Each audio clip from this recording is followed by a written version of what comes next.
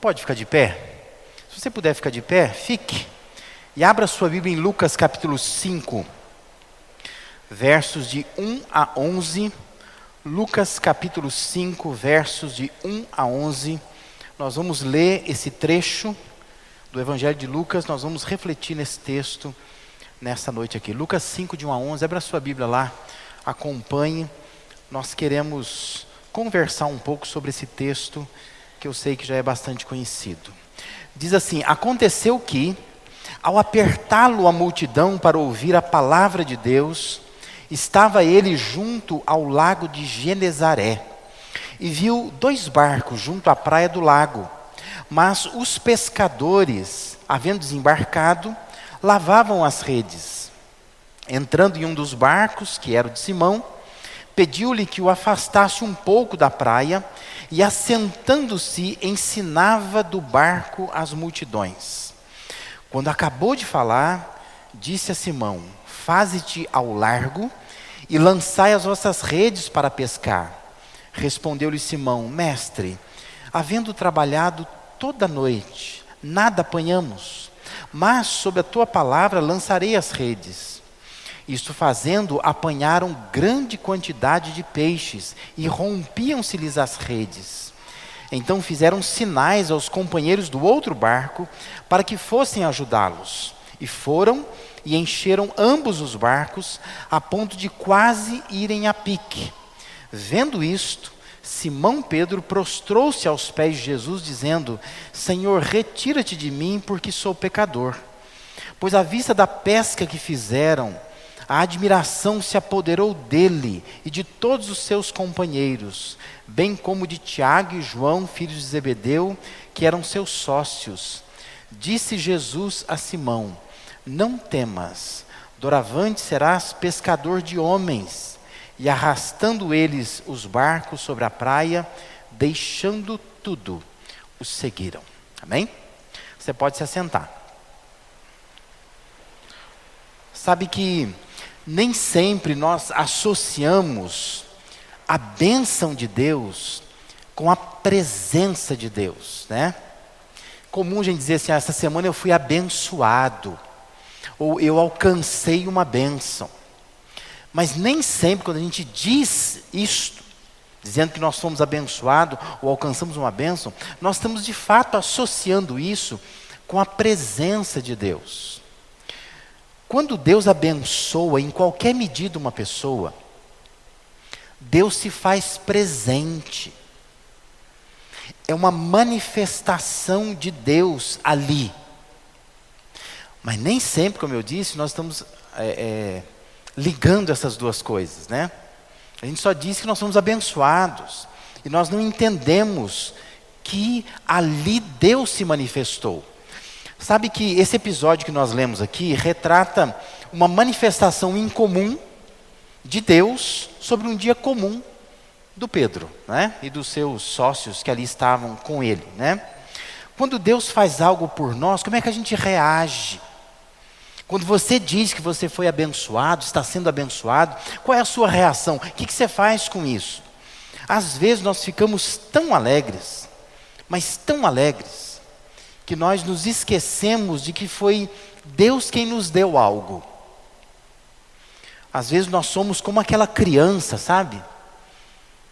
Que você, como pai, você foi lá, você pensou no que comprar, você parcelou no cartão, né? Com dificuldade você deu aquele presente para o filho seu, para o neto seu. Mas a criança começa a brincar com aquilo e tá nem aí com você. Não te fala muito obrigado, não valoriza, quebra fácil, né? Você fica olhando e fala: puxa vida, né? Ela se entreteu tanto com o que eu dei, que ela se esqueceu de mim. Às vezes nós somos assim. A gente se envolve tanto com aquilo que Deus nos dá, que a gente esquece que foi Deus quem deu. Porque nós não percebemos que foi Deus quem deu. Que quando Deus abençoa, Ele se faz presente naquele lugar. Em dados momentos, nós podemos nos orgulhar e achar que tudo aquilo que nós somos ou que nós obtemos é coisa nossa. E nós achamos que nós merecemos aquelas coisas, né? A gente se orgulha, porque a gente pensa assim, ainda bem que eu tenho isso, né? Deus me abençoa, não abençoa o outro. E a gente usa de uma forma errada ou errônea aquilo que Deus faz por nós. Há ocasiões em que a bênção alcançada das mãos de Deus nos faz nos sentir autossuficientes, ao ponto de achar que fomos nós que conquistamos. É o nosso braço, é a nossa força que conquista aquilo. E nós nos esquecemos completamente de quem é que está de fato se fazendo presente ali e abençoando as nossas vidas.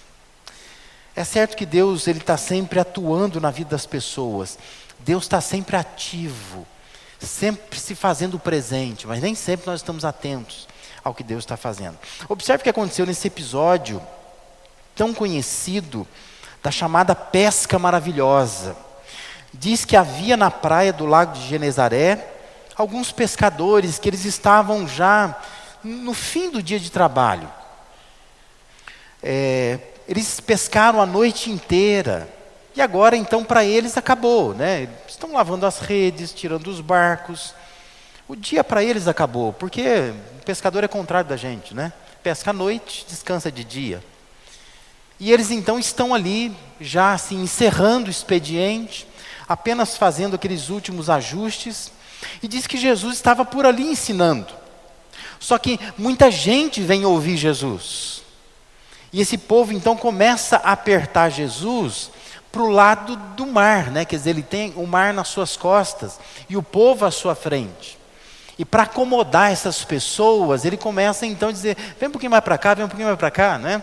Só que chega um momento, onde que eu fico agora? E aí então diz que Jesus, ele pede emprestado um daqueles barcos, dizendo, eu posso subir no barco, né? Não fica pensando num barco pequeno, é um barco um pouquinho maior, né? Uma embarcação de pesca, que já existiam naquela época, né? E ele então, de modo que ele fica um pouco mais alto.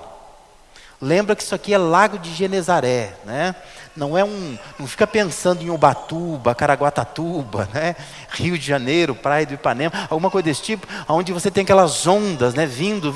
Não, na verdade assim, é um lago, né? As ondas são muito pequenas, de modo que o barco fica quase que imóvel sobre aquela água ali, e é possível ele ficar em cima de um barco ensinando, isso é mais fácil para ele. Lucas vai dizer que o barco em que ele entra pertence ao Simão Pedro.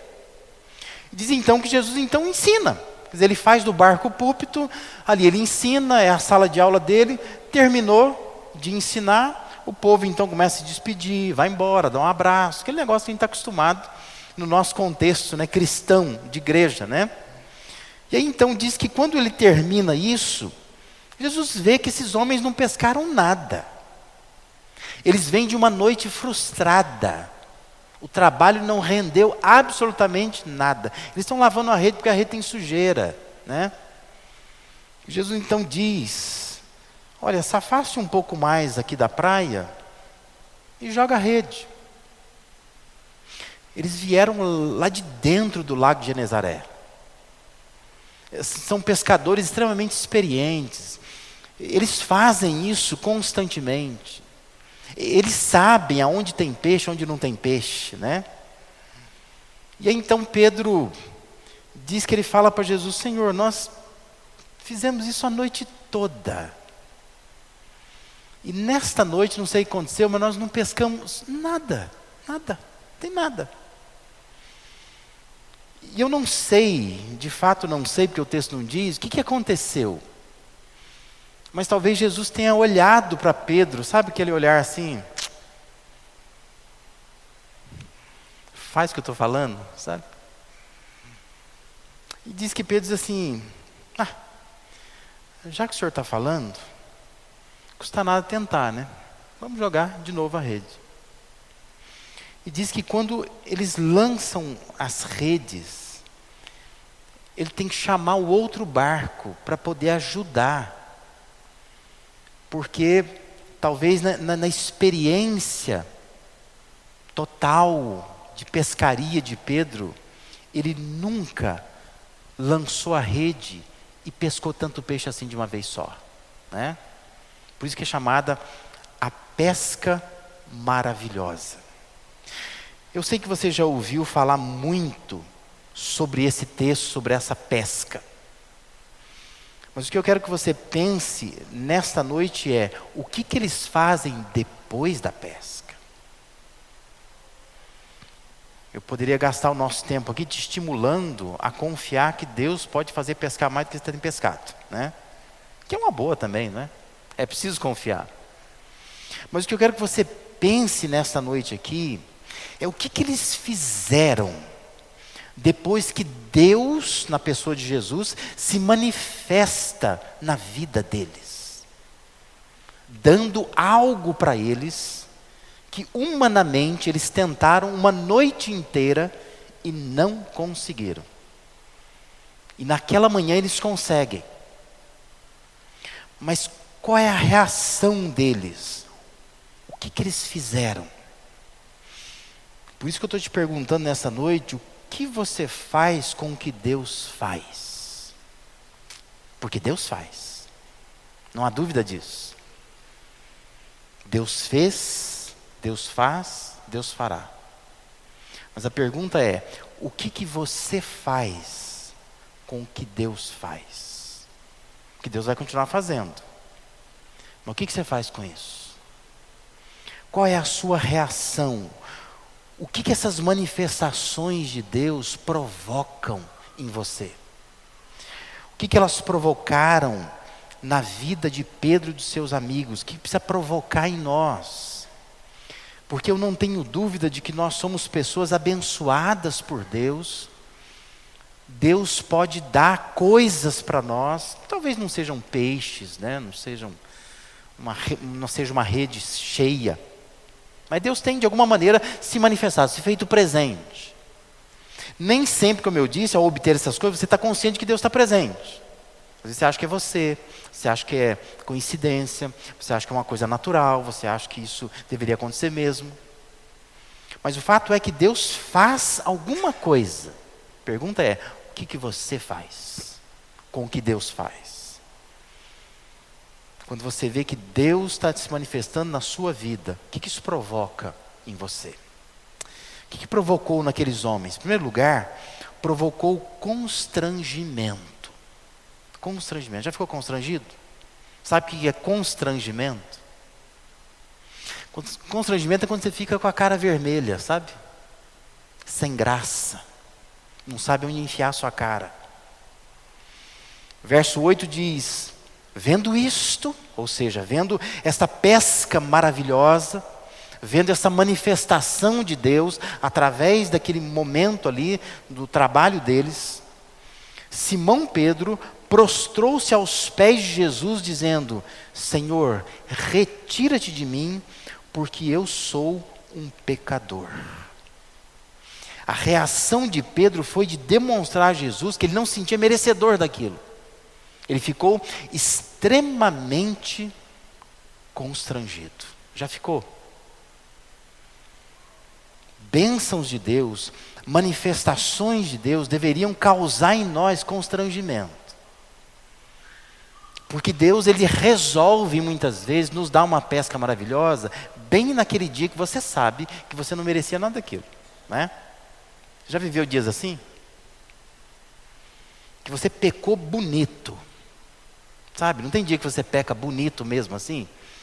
Que você mergulha mesmo, faz, hoje eu não estou afim de nada. Eu não li a Bíblia, eu não orei, faltei da igreja, falei mal do pastor, neguei o dízimo, mas eu fiz tudo errado, né? Vi coisa que não devia, falei coisa que não devia, fiz coisa que não devia. Aí você acha assim: hoje é o dia que Deus me mata. Aí, aquela resposta que você estava esperando há tanto tempo, opa, apareceu. Deus resolveu te abençoar. O que você faz quando Deus faz isso? Eu não sei o que Pedro fez naquela noite, mas Pedro deve ter xingado um bocado, né? Deve ter dito, puxa vida, mas de novo, puxa a rede não vem peixe, puxa a rede não vem peixe, puxa a rede não vem peixe. Deve ter brigado com os funcionários, não é? Deve ter dito ao seu sócio, a culpa é de vocês. Deve ter tido desentendimento entre eles. Aí bem naquele dia de manhã, acontece uma pesca maravilhosa.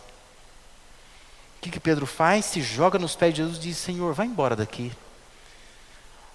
Porque eu sou pecador. Eu não merecia uma pesca desse porte, desse tamanho. Merecia ir embora para casa mesmo, sem nada na mão, frustrado. Chegar lá, eu vi minha mulher falando no meu ouvido. Pescou nada, pesquei nada. Eu merecia isto. Porque a noite inteira eu não fui um bom homem, não fui um bom patrão, não fui um bom sócio. Mas de manhã, Deus resolveu abençoar, se manifestar, se fazer presente na vida de Pedro. Como é que Pedro fez? Ficou constrangido.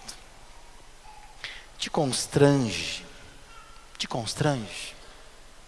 Presta atenção numa coisa.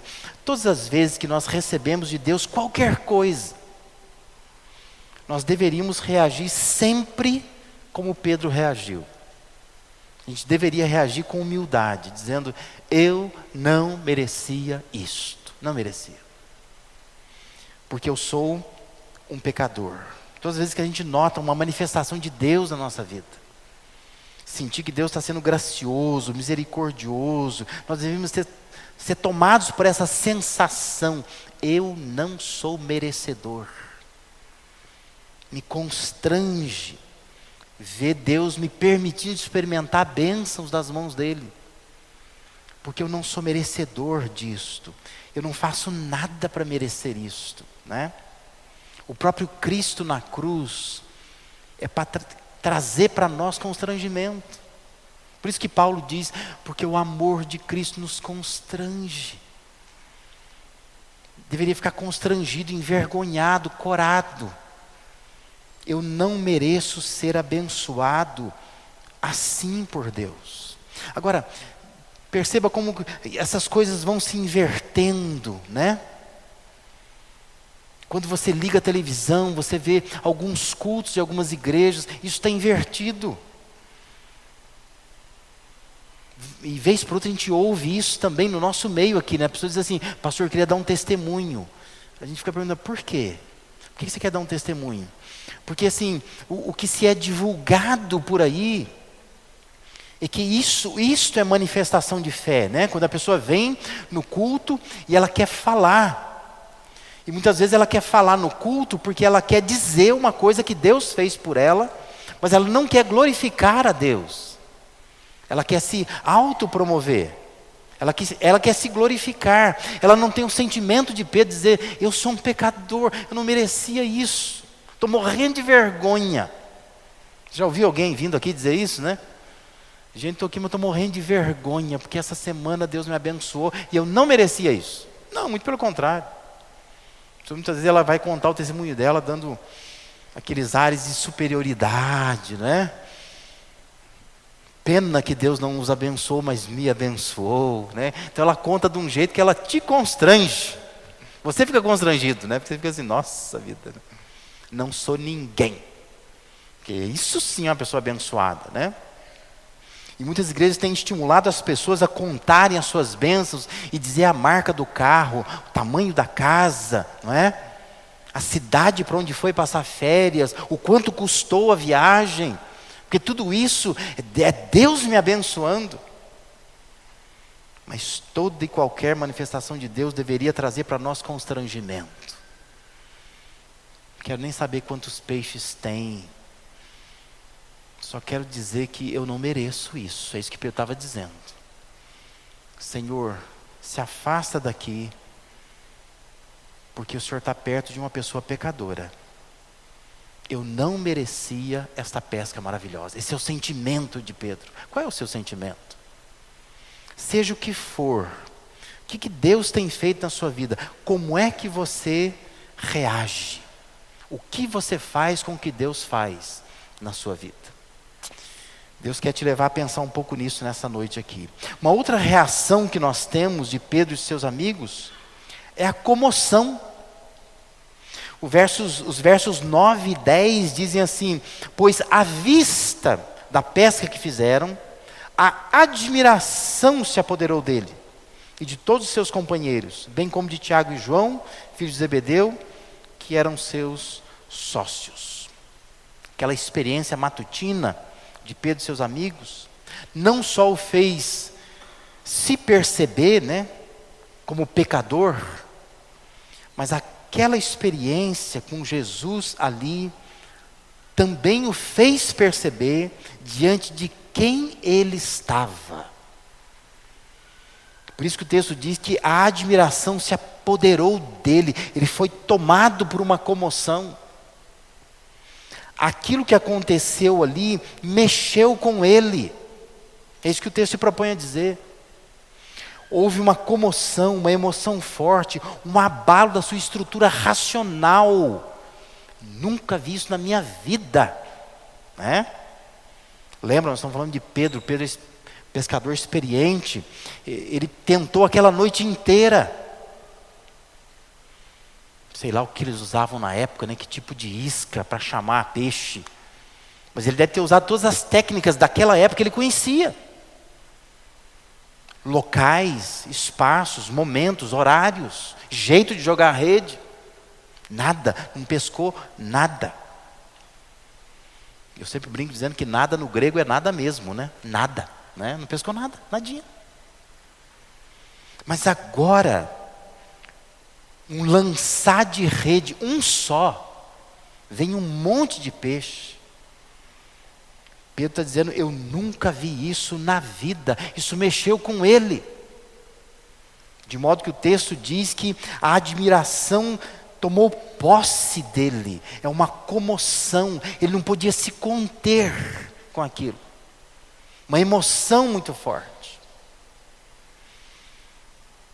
Veja como que Lucas descreve isso, Eles estão impressionados com aquilo que Deus fez por meio de Jesus ali. E aqui nós entendemos que Pedro se sentiu um pecador, porque ele percebeu a divindade de Jesus. Olha diante de quem eu estou. Estou na presença de alguém extraordinário. E eu sou uma pessoa tão comum. E diz que então a emoção tomou conta dele. Uma noite inteira de trabalho em vão, sem sucesso algum. Mas agora ele experimenta Deus trabalhando assim, no estalar de dedos, É uma olhada de Jesus dizendo assim, lança a rede. Faça esse barco um pouquinho, lança a rede aí. Suficiente para uma pesca como nunca ele havia visto. O que Deus faz na sua vida te traz comoção. Você se comove com isso? Ou você trata como uma coisa que... Porque tem gente que acha que Deus tem a obrigação de abençoar, Acho que é assim. Ninguém mandou ser Deus, Você tem que abençoar.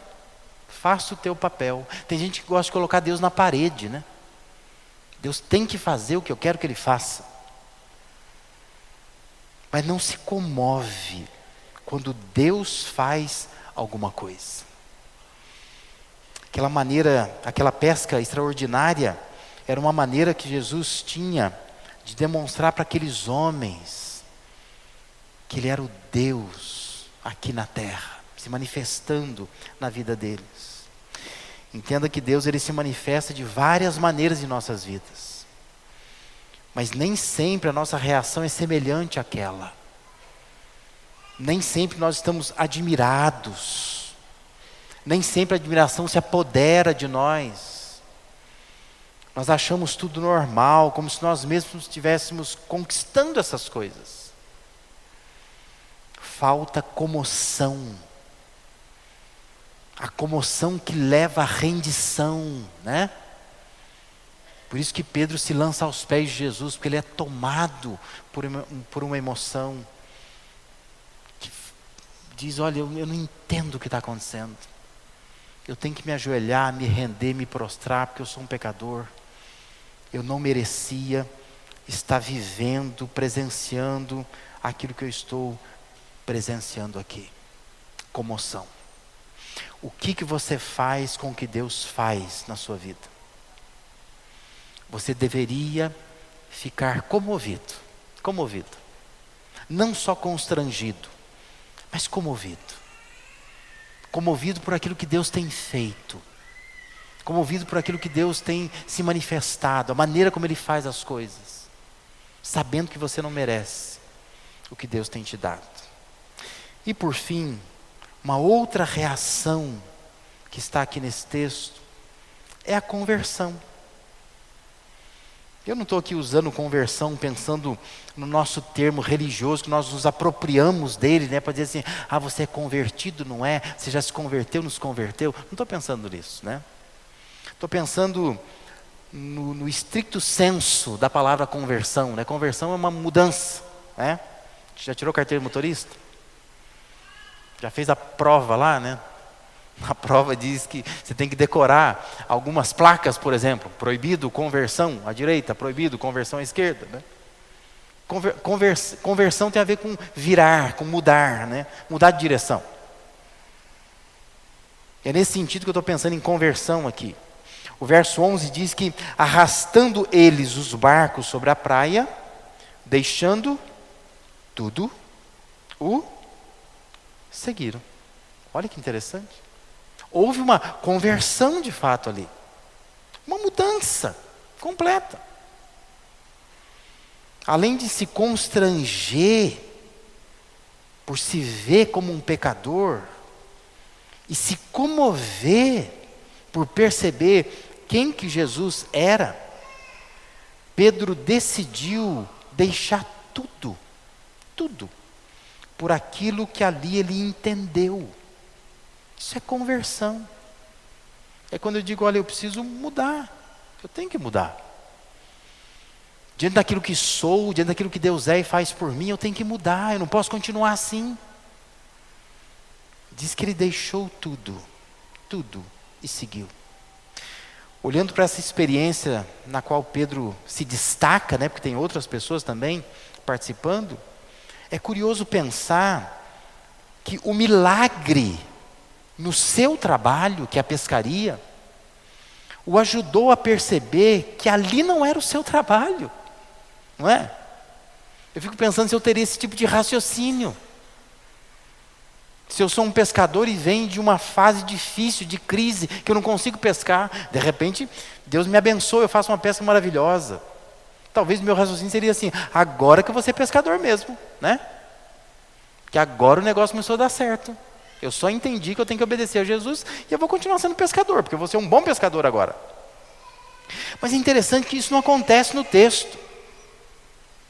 O milagre no trabalho de Pedro faz Pedro entender que aquele não era o seu trabalho. Estou no lugar errado. Interessante isso, né? Não vai dar um nó na cabeça. Mas nem sempre, quando as coisas começam a dar certo onde você está, significa que você deve continuar onde você está. Entendeu? Às vezes é justamente quando tudo começa a dar certo que é a hora de, cai fora, né? Pedro entendeu isso. No momento em que as coisas começaram a dar certo, uma pesca maravilhosa, Pedro está pensando, entendi.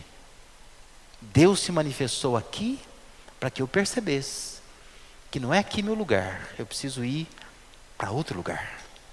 Eu vou seguir a Cristo. E diz que ele arrasta os barcos sobre a praia, deixa tudo e vai atrás de Jesus. Ele entendeu assim, só aconteceu isso aqui porque Jesus está aqui. Amanhã Jesus não está aqui. Isso não vai acontecer de novo. Melhor eu ir atrás dele. Aonde ele for, aonde ele estiver, se eu estiver, coisas como essa vão acontecer. Não é porque ele está abençoando o meu trabalho. É porque na verdade eu estou perto dele. E aonde eu estiver, junto dele, eu vou ser abençoado. Entendeu a matemática? Pedro estava entendendo isso. Aquela experiência o fez notar que aonde ele estava reunindo as suas energias, não valia a pena dedicar tudo que tinha a Deus, era muito melhor. Estou empregando minhas forças, meus recursos, minhas energias no lugar errado. Eu preciso seguir a Cristo. Conversão. É uma mudança. Parece ser isso que Deus quer fazer comigo e com você. Por isso que eu pergunto, o que você faz com o que Deus faz? Porque Deus continua fazendo. Mas nem sempre você está fazendo algo com aquilo que Deus faz. Você deveria se constranger. Você deveria se comover. Mas você deveria também se converter. E de novo eu digo, não estou usando aqui conversão no sentido de duvidando de que você é crente, que você precisa se converter. Mas estou dizendo que você precisa mudar. Entender que a coisa na sua vida que Deus quer que você abandone. Mude. Para aqueles homens, era deixar os barcos, deixar as redes. Qual é o teu barco? Qual é a tua rede? O que você faz com o que Deus faz? Quando Deus faz alguma coisa por você, Deus está esperando que você faça alguma coisa. Deus quer que você se constranja. Deus quer que você se comova. Que isso mexa aqui, na cabeça, né? Que você abandone as definições racionais que você tem. Deus quer que você se converta. Que você mude. Mude o rumo. Pare de viver como está vivendo. Abandone o que você está fazendo. Saia de onde você está. Isso é mudança. Assim foi com Pedro. Assim Deus quer que aconteça com você também. Quando nós experimentamos de fato essa presença de Deus, nos constrangendo e nos comovendo, a coisa mais natural vai ser o desejo de segui-lo, servi-lo.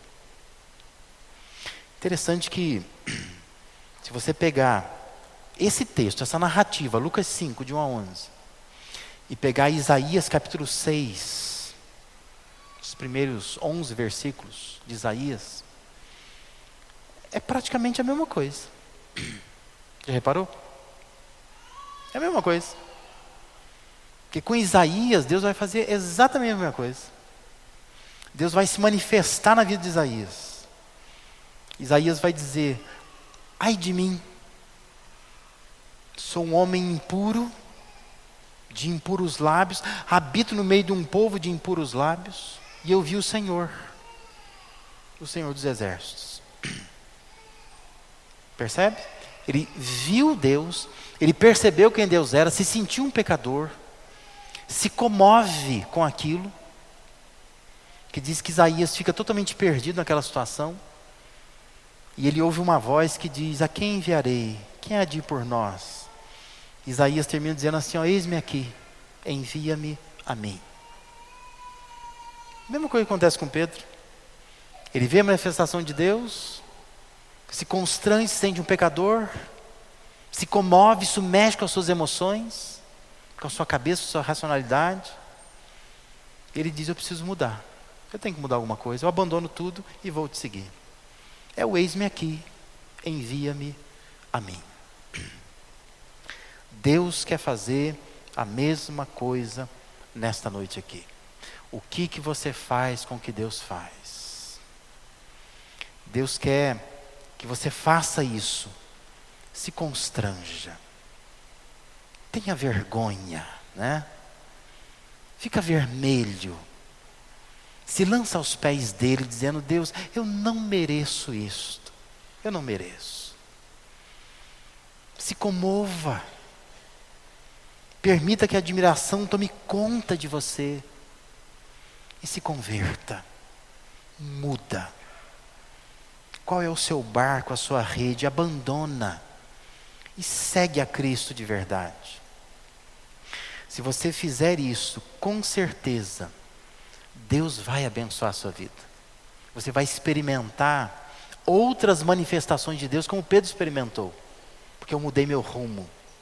Eu deixei de fazer a minha vontade e passei a fazer a vontade do Senhor.